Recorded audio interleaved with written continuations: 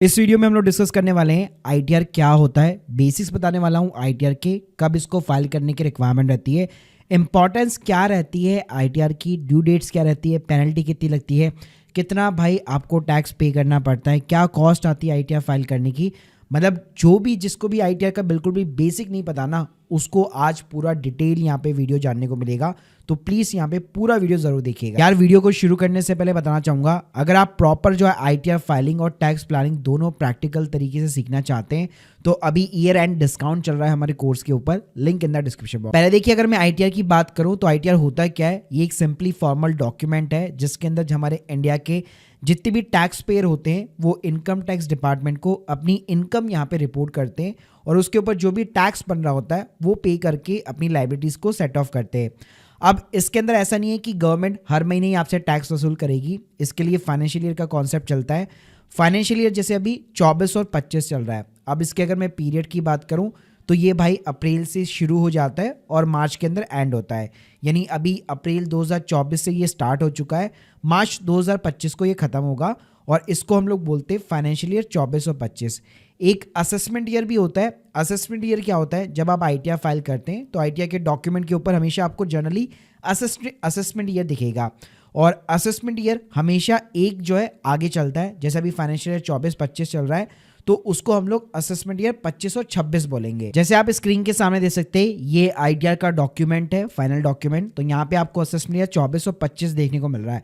इसका मतलब है कि फाइनेंशियल ईयर 23 और 24 की भाई ये आईटीआर है। अब बात करते हैं कि आईटीआर किसको फाइल करनी रहती है। तो देखिए, वैसे तो आईटीआर कोई भी फाइल कर सकता है। अगर आपकी छोटी से छोटी या बड़ी से बड़ी अर्निंग है उससे कोई फर्क नहीं पड़ता, हर कोई अपनी इनकम टैक्स रिटर्न यहाँ पे फाइल कर सकता है। लेकिन गवर्नमेंट ने कुछ कंडीशंस डिफाइन कर रखी है कि अगर ये चीज़ें हुई तो फिर भाई कंपलसरी है, आपको आईटीआर फाइल करनी ही पड़ेगी। इसके अंदर अगर मैं इनकम की थ्रेशोल्ड लिमिट की बात करूं तो अगर आपकी एज जो है लेस देन 60 है, नॉर्मल इंडिविजुअल पर्सन है आप, तो अगर आप सालाना जो है 2.5 लाख रुपए से ज़्यादा कमाते तो आपको आईटीआर फाइल करनी पड़ेगी। वहीं पे अगर आपकी एज जो है 60 से 80 ईयर्स के बीच में तो ये लिमिट आपके लिए 3 लाख रुपए की है और 80 प्लस के लिए 5 लाख के ऊपर की लिमिट है। इसके अलावा अगर आपका मान लीजिए टीडीएस कटा हुआ है, टीसीएस कटा हुआ है, उसको आप गवर्नमेंट से वापस रिफंड क्लेम बैक करना चाहते, भले आप पूरे साल भर में आपकी इनकम सिर्फ 5,000 रुपये 10,000 रुपये, लेकिन अगर आप मान लीजिए टीडीएस या टीसीएस का रिफंड लेना चाहते तो आईटीआर आपको फाइल करनी ही पड़ेगी। इसके अलावा कुछ और भी कंडीशंस कई सारी है। जैसे मान लीजिए किसी का अगर इलेक्ट्रिसिटी बिल जो है 1 लाख के बियॉन्ड जाता है तो उसको भी आईटीआर भाई फाइल करना ज़रूरी है। इसके अलावा अगर आप फॉरेन ट्रैवल के ऊपर 2 लाख से ज़्यादा का खर्चा करते हैं, आप सेविंग अकाउंट के अंदर टोटल डिपॉजिट जो है 50 लाख से ज़्यादा की करते हैं, करंट अकाउंट के अंदर 1 करोड़ से ज़्यादा की करते हैं। इसके अलावा अगर आप अपने लॉसेस को कैरी फॉरवर्ड करना चाहते हैं, जैसे अगर आप एक एफ&ओ ट्रेडर है, म्यूचुअल फंड में इन्वेस्ट करते हैं, स्टॉक मार्केट में इन्वेस्ट करते हो, तो अगर आपको लॉसेस हुए हैं तो उसको अगर आप फ्यूचर ईयर के लिए कैरी फॉरवर्ड करना चाहते हैं, बिजनेस के लॉसेस को अगर आप कैरी फॉरवर्ड करना चाहते हैं तो उन सभी केस में आपको जो है टाइम के ऊपर आईटीआर यहाँ पे फाइल करनी पड़ेगी, तभी जाकर आप ये सारी चीज़ें कर पाओगे। बाकी नॉर्मल मान लीजिए अगर आपकी सिर्फ 50,000 रुपये भी इनकम है, 10,000 की भी इनकम है, स्टिल आप एक निल की आईटीआर यहाँ पे फाइल कर सकते हो। अब आईटीआर फाइल करने के अंदर सबसे बड़ी लोगों को घबराहट ये होती है कि भाई मेरे को बहुत टैक्स पे करना पड़ेगा। तो पहले आप ना टैक्स का सिस्टम समझ लो। हमारे इंडिया के अंदर ना 2 टाइप से टैक्स रेट यहाँ पे लगती है। एक तो इंडिविजुअल पर्सन के लिए स्लैब रेट का कॉन्सेप्ट चला हुआ है, जहाँ पे जो नॉर्मल जैसे हमारी इनकम होती है, जैसे सैलरी की इनकम हो गई, रेंटल इनकम हो गई, एक मान लो नॉर्मल इंडिविजुअल बंदा बिजनेस कर रहा है तो उसके बिजनेस का नेट प्रॉफिट हो गया, बैंक का इंटरेस्ट हो गया, डिविडेंड की इनकम हो गई। तो वहाँ पे हमारे पास में ना 2 रिजीम है, एक न्यू टैक्स रिजीम है, एक ओल्ड रिजीम है। न्यू टैक्स रिजीम में 7 लाख रुपए तक की इनकम पे कोई भी आपका टैक्स नहीं लगेगा, गवर्नमेंट आपको यहाँ पे रिबेट दे देती है। और ओल्ड टैक्स रिजीम में 5 लाख तक कोई टैक्स नहीं लगेगा। जैसे आप स्क्रीन के सामने देख सकते हो, अभी फाइनेंशियल ईयर 24-25 के लिए न्यू टैक्स रिजीम में ये स्लैब रेट है। अब इसके अंदर होगा क्या, मान लो जैसे मैंने बताया कि 7 लाख के बियॉन्ड अगर आपकी इनकम जाती है तो 3 से 7 पे आपको 5% टैक्स देना है, 7 से 10 की जो इनकम होगी उसके ऊपर 10% देना पड़ेगा, 10 के बियॉन्ड जाओगे तो 15% का है, 12 से 15 पे 20% है और अबाउट द 15 लाख रुपीज़ 30% का टैक्स रेट है। वहीं पे अगर मैं ओल्ड टैक्स रिजीम की बात करूँ, 2.5 तक यहाँ पे कोई भी आपका टैक्स नहीं लगेगा और 5 तक भी ये जो 5% है उस पर रिबेट मिल जाएगी। लेकिन 5 लाख के बियॉन्ड जाओगे तो सीधी बात है 20% का टैक्स रेट है, और 10 लाख के बियॉन्ड जाओगे तो 30% का टैक्स रेट लगेगा। तो ये स्लैब के अकॉर्डिंग ना आपका टैक्स लगता है एज ए इंडिविजुअल पर्सन। इसके अलावा कुछ हमारी ना इनकम ना स्पेशल टैक्स रेट के अंदर भी काउंट होती है। जैसे अगर आप मान लो स्टॉक मार्केट के अंदर इन्वेस्टर हो या आप म्यूचुअल फंड के अंदर इन्वेस्ट करते हो, तो वहाँ पे आपका एक शॉर्ट टर्म कैपिटल गेन बनता है और एक लॉन्ग टर्म कैपिटल गेन बनता है। इसके अलावा अगर आप प्रॉपर्टी बेचते हो, क्रिप्टो वगैरह के अंदर अगर आपने इन्वेस्टमेंट कर रखी है, जो आजकल गेम्स होते हैं फैंटेसी क्रिकेट, ड्रीम 11 वगैरह करके जो गेम्स होती है, उन सभी के अंदर स्पेशल टैक्स रेट लगता है। तो देखो अगर मैं मोटा मोटा बात करूं, टैक्स रेट यहाँ पे डिफरेंट केस होता है, लेकिन मोटा मोटा बता देता हूं मैं आपको। अगर आपका शॉर्ट टर्म कैपिटल गेन बनता है तो 20% का टैक्स रेट लगता है। वहीं पे लॉन्ग टर्म कैपिटल गेन के ऊपर 12.5% का टैक्स रेट है। और इसके अंदर आपने इक्विटी में निवेश कर रखा है, उससे अगर आपका लॉन्ग टर्म कैपिटल गेन है तो 1,25,000 रुपए की आपको रिबेट भी यहाँ पे मिल जाती है। तो यहाँ पे ना स्लैब रेट का कोई कॉन्सेप्ट नहीं चलेगा। भले आपकी सिर्फ 2 लाख रुपए की इनकम हो, लेकिन आप मान लो प्रॉपरली स्टॉक मार्केट से ही पूरा अर्निंग करते हैं, तो आपके ऊपर ना ये स्पेशल टैक्स रेट यहाँ पे सिंपली तरीके से लगने वाली है। अब बात करते हैं भाई, हमें ये भी पता लग गया कि कितना टैक्स पे करना पड़ेगा, कितना नहीं करना पड़ेगा, लेकिन मैं आईटीआर भाई क्यों फाइल करूँ? तो देखो, एक तो भाई उनके लिए तो कंपलसरी है जो मैंने आपको लिमिट्स बताई, क्योंकि वरना आपको ना इनकम टैक्स डिपार्टमेंट की तरफ से नोटिस मिलेंगे और काफ़ी अच्छी खासी भाई 50 से 200% तक की पेनल्टी आपसे यहाँ पे गवर्नमेंट डिपार्टमेंट वसूल कर सकता है। इसके अलावा नॉर्मली क्या बेनिफिट होते हैं, जिसकी कोई इनकम भी नहीं है वो भी आईटीआर भाई क्यों फाइल कर रहा है? तो यहाँ पे ना आपका जो लोन का अप्रूवल का प्रोसेस होता है उसके अंदर काफ़ी ज़्यादा जो है आपको यह हेल्पफुल करता है। चाहे वो किसी भी टाइप का लोन हो, कार लोन हो, होम लोन हो, इवन अगर आप क्रेडिट कार्ड के लिए भी अप्लाई कर रहे हैं तो वहाँ पे भी आपको आईटीआर की रिक्वायरमेंट रहती है। अब कई लोग बोलेंगे भाई मेरे को तो जिस टाइम पे ना रिक्वायरमेंट होगी ना इन चीज़ों की, मैं तब यहाँ पे आईटीआर फिलअप करा लूँगा। लेकिन मैं बताना चाहूँगा इसकी पर्टिकुलर ड्यू डेट होती है, अगर आपने मिस कर दी तो भाई फिर आपको मौका नहीं मिलता है। साथ में वीज़ा के भी अप्रूवल के अंदर भी आईटीआर काम आती है।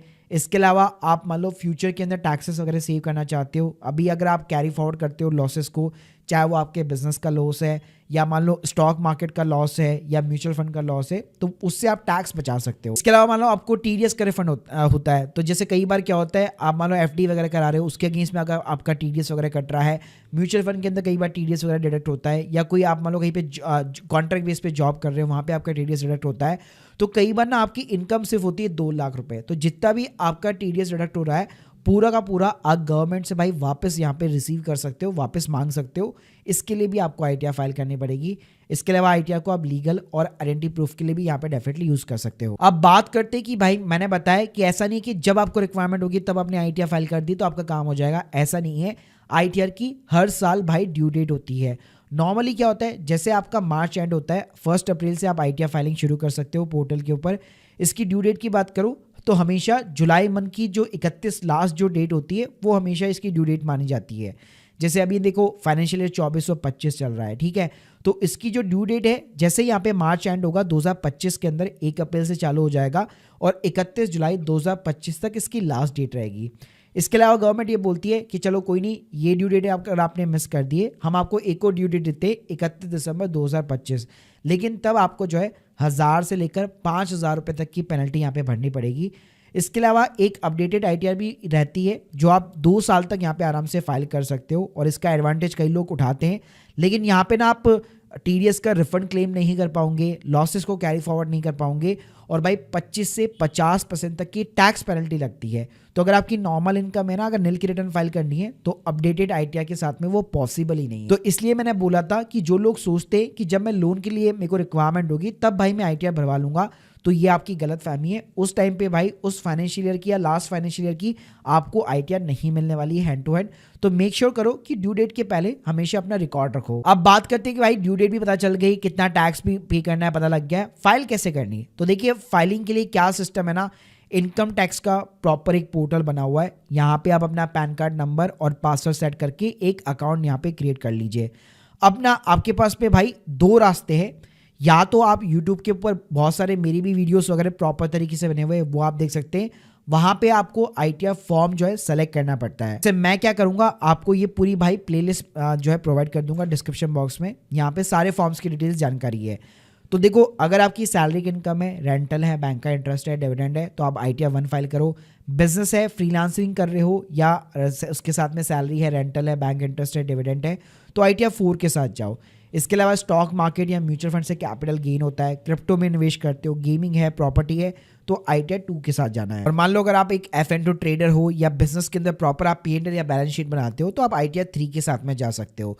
तो यहाँ पे ITR फाइलिंग के अंदर क्या होता है, कोई भी आपको डॉक्यूमेंट वगैरह कुछ भी नहीं देना पड़ता है, पूरा प्रोसेस भाई ऑनलाइन रहता है। सिर्फ आपको ना इन्फॉर्मेशन बेसिकली यहाँ पे गवर्नमेंट को सबमिट करनी पड़ती है कि भाई मेरी इतनी इनकम है और ये चीज़ें हैं, तो यहाँ पे मैं इन्फॉर्मेशन सबमिट कर रहा हूँ, कोई भी डॉक्यूमेंट अपलोड नहीं होता है। और इसके अलावा आप चाहो तो प्रॉपर हमारा कोर्स अगर आप ज्वाइन करते हो तो यहाँ पे भी प्रॉपर आपको एक एक चीज़ यहाँ पे सिखाई जा रही है, तो यहाँ से भी आप प्रॉपर जो है ITR फाइलिंग वगैरह करना सीख सकते हो। दूसरा भाई मेथड ये है कि आप चाहो तो अपने नियर बाई किसी भी टैक्स कंसल्टेंट को हायर कर सकते हो या ऑनलाइन साइट जैसे माई ऑनलाइन CA को भी आप हायर कर सकते हो अपनी ITR फाइलिंग वगैरह के लिए। अगर आप मैं बात करूँ कि कितनी कॉस्ट आती है ITR फाइलिंग के अंदर, तो देखो अगर आप खुद फाइल कर रहे हो तो भाई कोई भी गवर्नमेंट की फीस वगैरह कुछ नहीं लगता है। जितना आपका टैक्स बनता है वो देखो गवर्नमेंट को आपको पे करना पड़ेगा, टैक्सेस वगैरह। बाकी टैक्स नहीं बनता है तो कोई भी गवर्नमेंट फीस वगैरह नहीं है। अगर आप एक प्रोफेशनल टैक्स एक्सपर्ट को हायर करोगे तो डेफिनेटली वो रीजनेबल अपनी एक प्रोफेशनल फीस यहाँ पे जरूर चार्ज करेगा। अब बात करते हैं कि ITR फाइलिंग के बाद में आपको क्या क्या डॉक्यूमेंट मिलते हैं गवर्नमेंट की तरफ से। तो देखो एक तो आप जब ITR फाइल करते हो तो यहाँ पे आपको एक प्रॉपर जो है रिसिप्ट, जिसको हम लोग एक्नॉलेजमेंट बोलते हैं, वो मिल जाता है, फॉर्म मिल जाता है। इसके बाद में जैसे आपकी ITR जो है प्रोसेसिंग हो जाती है, कंप्लीट हो जाती है, गवर्नमेंट डिपार्टमेंट एक इंटीमेशन लेटर यहाँ पे इशू करता है प्रॉपर तरीके से, तो वो आपको देखने को मिल जाता है। तो गाइस अब आप लोगों को समझ में आ गया होगा कि यहाँ पे ITR होता क्या है, उसकी फाइलिंग वगैरह जो है यहाँ पे कब स्टार्ट होती है, ड्यू डेट वगैरह क्या रहती है, कोई डॉक्यूमेंट नहीं लगता है। और उसके अंदर भी अगर आप बहुत सारी चीज़ें सीखना चाहते हैं तो आप हमारे कोर्स वगैरह को चेकआउट कर सकते हो। So guys hope you like this video, please subscribe channel. अगर आप लोग की कोई भी डाउट्स है कमेंट बॉक्स के अंदर जरूर बताइए और सारी प्लेलिस्ट की लिंक में जो है आपको डिस्क्रिप्शन बॉक्स के अंदर प्रोवाइड कर दी जाएगी। Thank you guys, thank you very much.